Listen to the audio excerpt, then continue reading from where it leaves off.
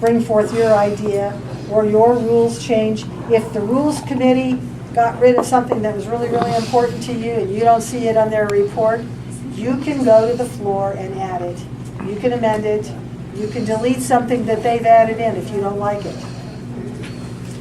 And generally speaking, that's why I would recommend that you have, if you're in a delegation for one particular candidate or for one particular position, that you get together, get that well stated, and have your floor manager bring that to the floor, so that you can state it well, and then you basically your people know that that's the position that you want to be voting for.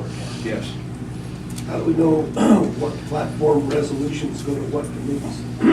I mean, obviously there's titles there, but there's sometimes different. Sometimes it's ambiguous. Yeah. Well, generally, they're assigned by the chair.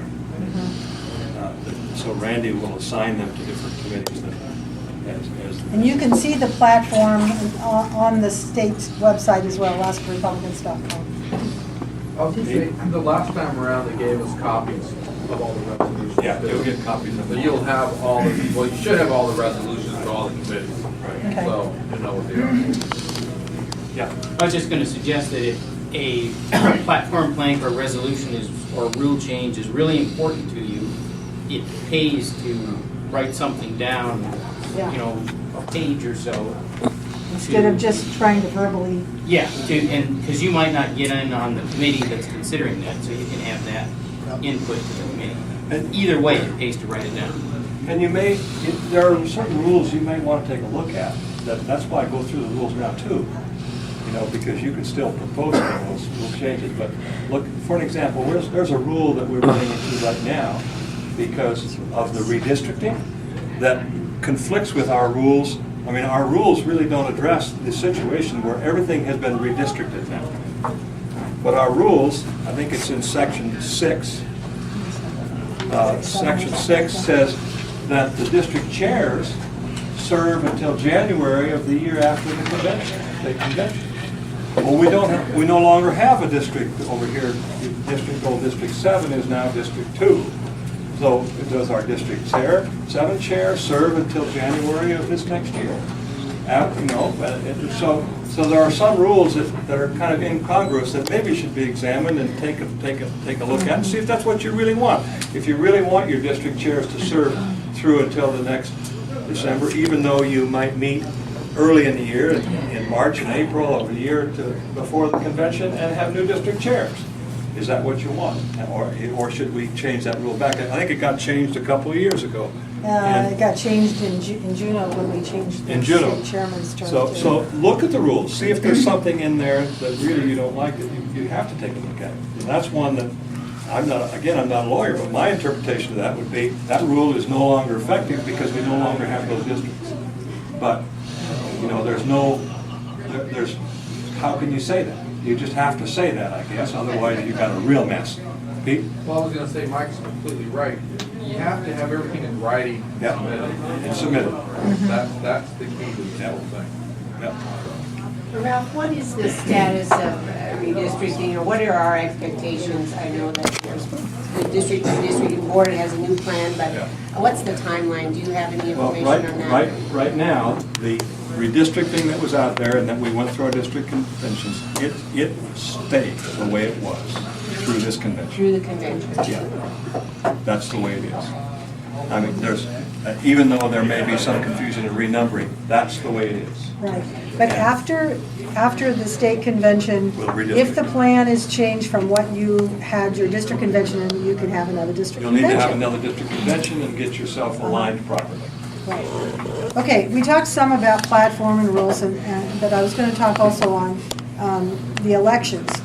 We will be electing every state officer. Everyone is up for election. Chairman, vice chair, secretary, assistant secretary, national committee man, national committee woman. Those are the state officers. The rest of them are appointed, like the treasurer and the assistant treasurer. Those are appointed offices. We'll also be electing 3 electors and 24 delegates to go to national convention. Like Ralph said, Randy, Ralph, and I are automatic delegates to the national. Your chairman and committee man and woman are. Ralph and I hold 4-year terms that go to the end of the National Convention in September in Tampa. We will hold office until the end of September, even if we're not reelected.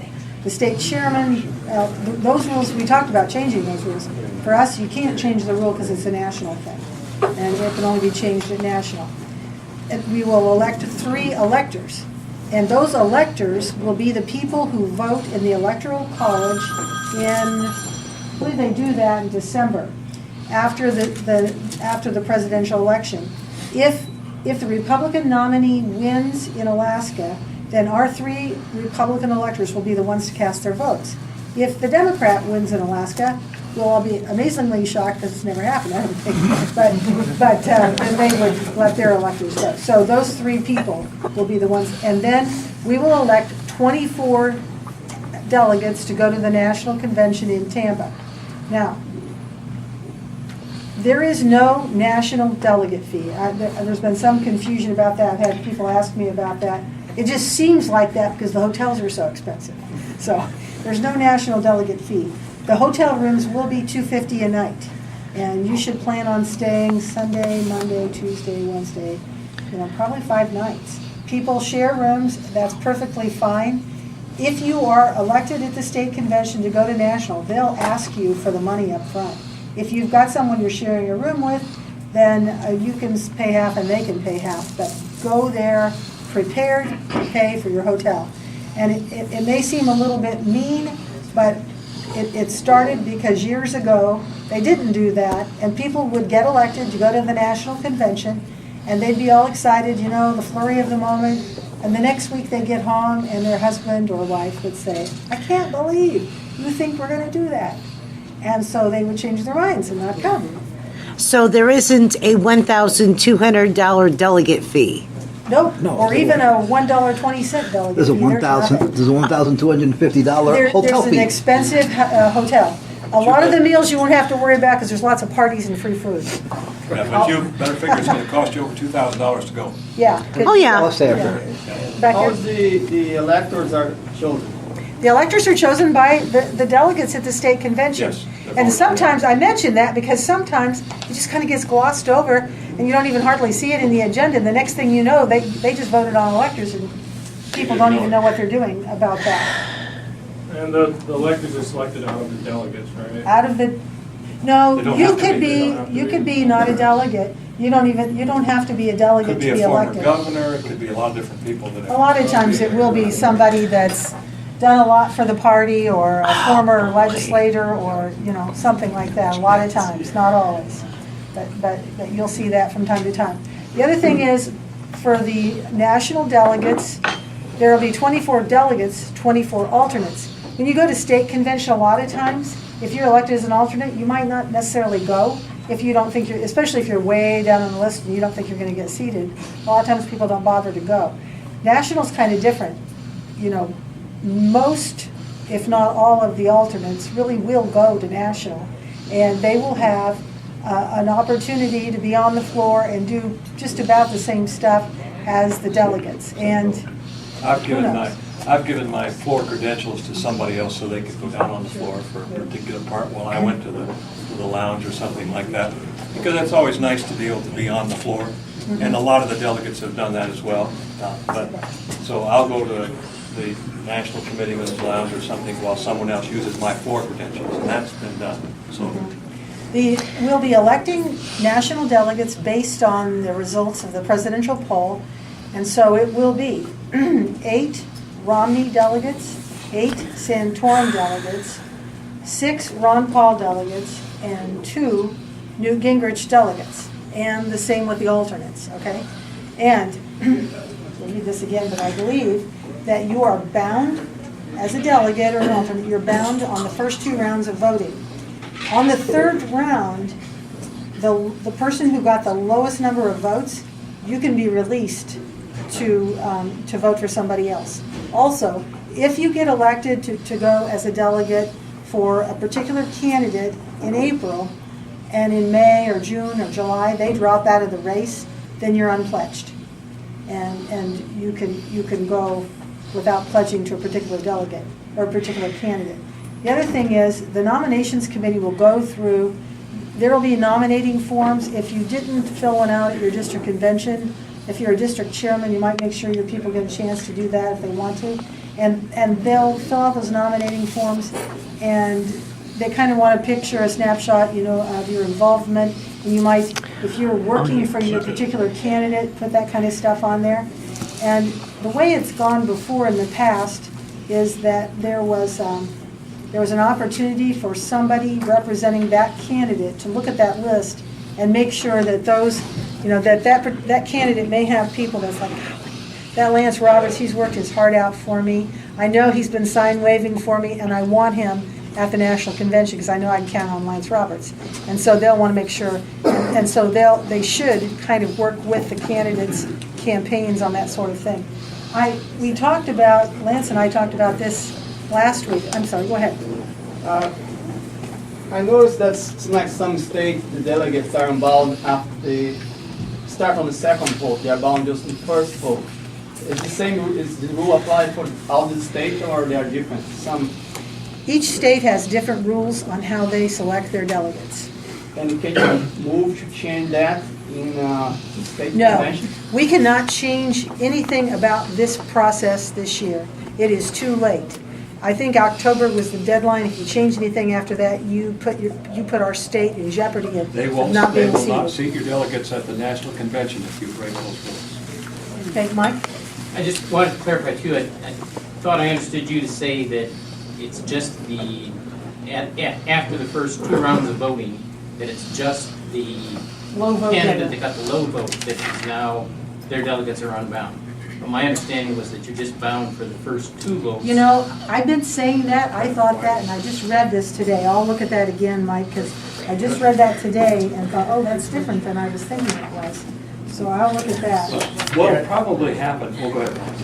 I was going to say that's what I found too in the state party rules. Debbie is right that you have to be the lowest, your candidate has to be the lowest vote after the second. Now, your delegates, by the way, what will probably happen is the Credentials Committee or the Nominating Committee will probably look at someone from the Ron Paul delegation who is so-called a leader to tell, okay, who do you guys really prefer to be your delegates?